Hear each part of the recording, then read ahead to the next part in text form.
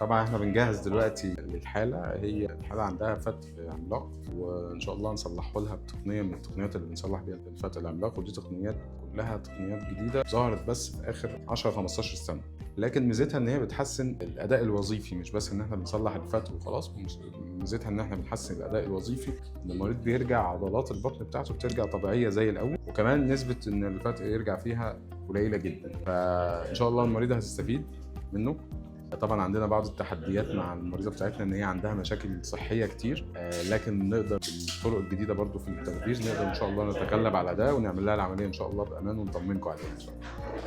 ربنا كرمنا والحمد لله، لينا دلوقتي يمكن أكتر من 3 ساعات. الفتق لمّا بيبقى ضخم تصليحه بيبقى صعب شوية، بياخد مننا وقت وبياخد مجهود، بس إحنا بنضمن زي ما قُلنا إن المريض خلاص بيرجع لحياته الطبيعية تاني، وظايف عضلات البطن بترجع بشكل طبيعي. المريضة بتاعتنا إن شاء الله أمورها بعد ما تتحسن هتبقى كويسة خالص، تقدر تعيش حياتها بشكل طبيعي، بدل ما كان في إعاقات ليها في الحركة وفي المشي وفي اللبس وفي الكلام ده كله، دلوقتي تقدر يبقى أحسن إن شاء الله. عشان كده دايمًا الرسالة اللي بنقولها إن حتى لو الفتق كان حجمه كبير جدًا نقدر نصلّحه، نوصل لنتايج ممتازة.